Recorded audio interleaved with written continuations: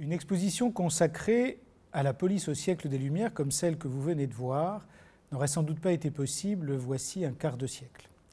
On aurait alors plutôt insisté sur les institutions ou sur les grands hommes, et par exemple sur les grands lieutenants généraux de police, comme le premier d'entre eux, Larénie, qui a la réputation d'avoir purgé Paris de sa cour des miracles. On aurait sans doute insisté aussi sur de grandes affaires célèbres, comme l'affaire des poisons, ce grand scandale du règne de Louis XIV.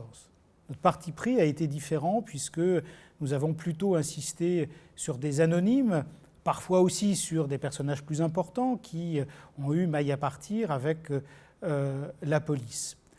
Plutôt que d'insister uniquement sur des catastrophes, sur des scandales, sur de grandes affaires, nous avons souhaité évoquer largement ce que voulait dire policer de façon ordinaire des villes, réguler les tensions qui existaient dans ces villes, les administrer au quotidien. Telle était notre première idée.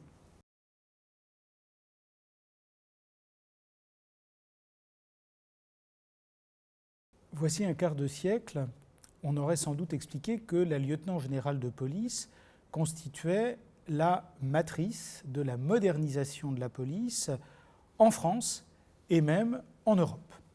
Ce faisant, on aurait oublié le rôle absolument fondamental que jouent les municipalités dans l'exercice de la police. On aurait oublié la très grande diversité des pouvoirs de police en France, en Europe, au cours de l'Ancien Régime.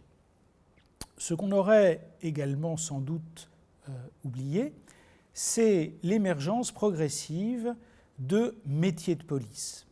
Le fait que l'ordre public passe progressivement des mains des bourgeois des villes à des groupes de professionnels, militaires pour une part, policiers pour une autre part, toutes personnes qui sont distinctes du monde de la justice, même s'ils sont encore en tout petit nombre.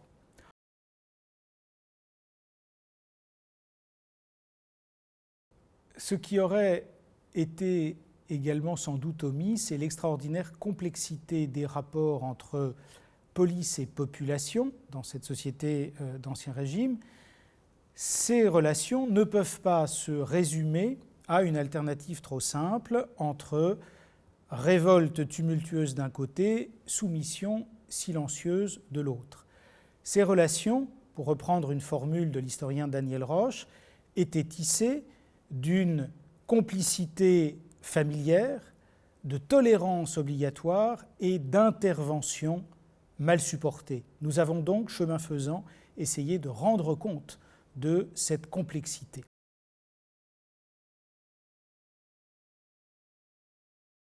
Enfin, ce qui serait sans doute resté dans l'ombre, c'est ce rapprochement que nous avons placé au cœur de notre exposition entre la police d'une part et les Lumières de l'autre.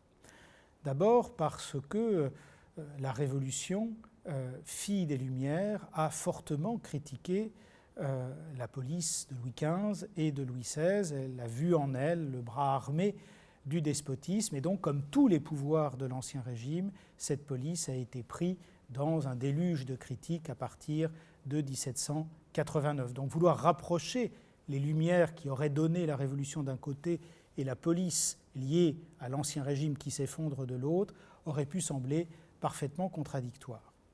D'autre part, la police, dans l'historiographie des Lumières, est restée longtemps une sorte d'angle mort. Si on concevait bien que certains secteurs de l'administration avaient pu être traversés par des aspirations réformatrices, comme le monde de la justice, le monde des finances, l'armée ou encore l'assistance, il n'en était pas de même pour la police. On pouvait bien concevoir qu'il y ait des magistrats éclairés, des ministres éclairés, des intendants réformateurs, mais il était extrêmement difficile d'imaginer que des acteurs de la police, et pas simplement des responsables, parfois des acteurs de rang subalterne, aient pu concevoir des projets réformateurs, des projets d'amélioration de la société, voire vouloir faire le bonheur des hommes en société. En quelque sorte, il a longtemps été inimaginable de concevoir cette police du XVIIIe siècle comme dédiée à autre chose qu'à la répression, qu'à la censure, qu'au contrôle de la société.